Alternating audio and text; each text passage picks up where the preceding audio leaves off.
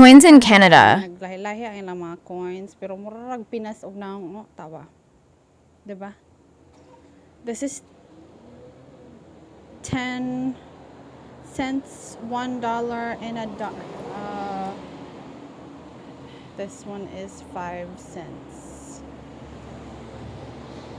Ang itawag na kay tunies, loonies, dime, nickel.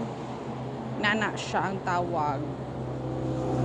At first, nagkinabuang pa jud ko ani, as in, nagkalisod jud ko.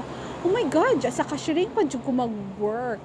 Perting kalibog, unsaon ako, oh my God, Lord Jesus, first time ako ng mga coins, diba? Kay, tsaka nasanay, o na inani, hala ka, nagkalibog-libog ko, 10 cents. Unsa kinahanglan pa jud kag musukli nga buo-buo, dili nang tag 3 cents, wala may kuan, wala may inana, wala may 3 cents, so kinahanglan 5 cents and 10 cents.